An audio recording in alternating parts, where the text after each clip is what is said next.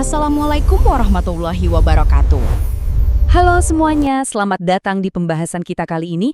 Jujur, saya antusias banget karena hari ini kita bakal ngebedah topik yang bukan cuma penting, tapi bener-bener bisa langsung kita terapin. Kita akan mengeksplorasi 6 doa luar biasa yang diajarkan langsung oleh Nabi Muhammad SAW. Seringkali kan, kita menganggap doa itu cuma sekedar rutinitas atau ritual aja. Tapi dari sumber-sumber yang akan kita kupas tuntas hari ini, kita bakal melihat gimana doa-doa ini sebenarnya adalah bekal spiritual yang sangat taktis dan komprehensif buat menghadapi realitas kehidupan kita sehari-hari. Ngomong-ngomong soal realitas, hidup di zaman sekarang itu rasanya luar biasa menyedot energi, ya kan?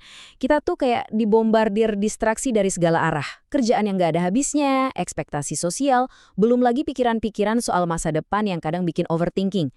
Jadi wajar banget kalau kita sering ngerasa lelah mental, tiba-tiba kehilangan motivasi, atau merasa iman kita lagi naik turun nggak karuan. Pertanyaannya, di tengah semua hiruk-pikuk dan kekacauan ini, gimana sih caranya kita bisa nemuin pijakan spiritual yang benar-benar kokoh? Oke, yuk langsung aja kita mulai perjalanannya. Peta jalan spiritual kita hari ini terbagi jadi 3 fase. Pertama, menjaga hati dan memohon ampun. Terus kita lanjut ke berlindung dari segala keburukan. Dan yang terakhir, meraih puncak cinta ilahi. Kita masuk ke bagian pertama, menjaga hati dan memohon ampun, yang merupakan fondasi internal keimanan dan pemaafan. Mari kita renungkan doa yang pertama ini. Allahumma musarrifal qulub, sarrif qulubana ala ta'atik. Ya Allah yang membolak-balikan hati manusia, palingkanlah hati kami di atas ketaatan kepadamu. Doa ini tuh indah, dan yang paling penting sangat realistis. Kenapa? Karena ini langsung hit the nail on the head, langsung menyentuh problem dasar kita sebagai manusia. Emosi yang gampang banget berubah. Pernah kan, hari ini kita ngerasa rajin banget ibadah, besoknya tiba-tiba ngerasa kosong dan malas luar biasa. Doa ini adalah pengakuan jujur bahwa kita butuh jangkar dari Yang Maha Kuasa supaya hati kita nggak gampang terombang-ambing.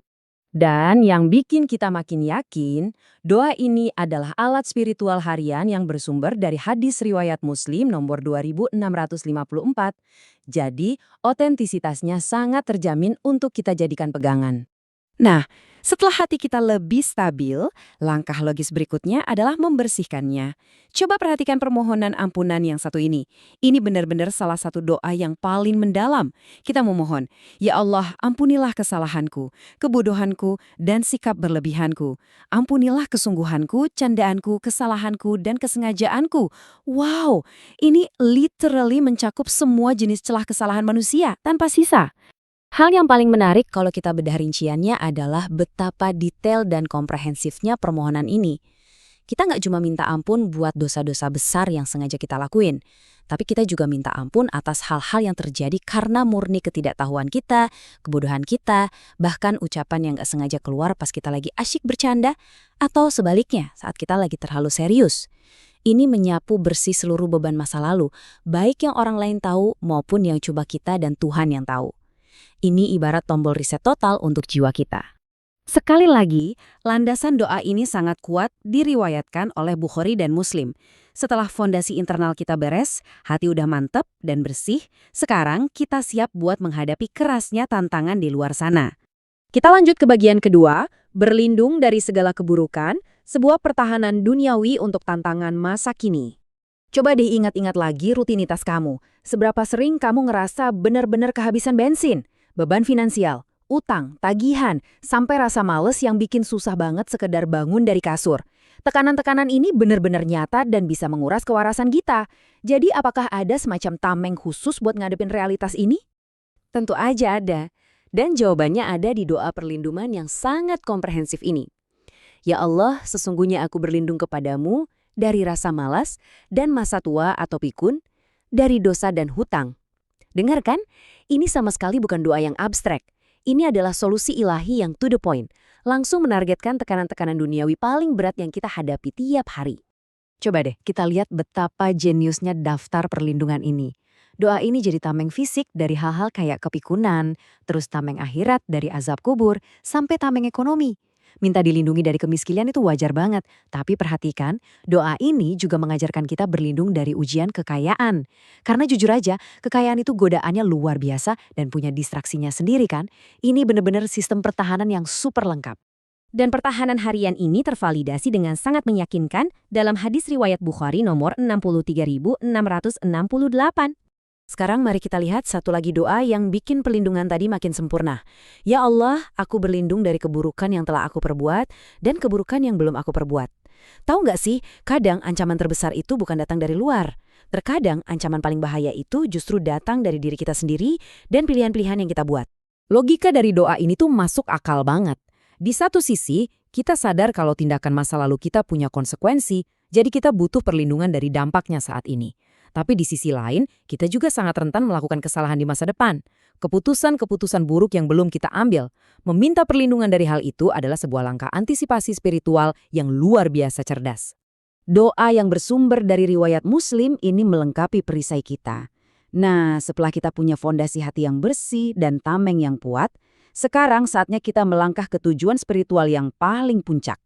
Bagian ketiga, meraih puncak cinta ilahi.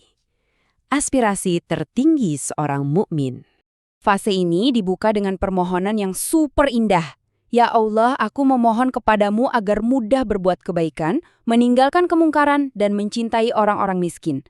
Di titik ini, spiritualitas kita bukan cuma soal nunggu atau pasif aja. Kita proaktif minta dimudahkan buat action, berbuat baik, dan yang bikin merinding, kita minta dikasih hati yang bisa mencintai mereka yang paling terpinggirkan, yaitu orang-orang miskin. Dan inti dari semua itu ada di sini. Aku memohon agar dapat mencintaimu, mencintai orang-orang yang mencintaimu, dan mencintai amal yang dapat mendekatkan diriku kepada cintamu. Konsepnya saling mengunci satu sama lain. Ya logikanya aja, kita nggak mungkin bisa bilang kita cinta Sang Pencipta kalau kita nggak peduli sama kebaikan dan nggak peduli sama orang-orang yang juga mencintainya. Kalau kita petakan, hubungan sebab akibatnya benar-benar memukau. Lihat aja polanya.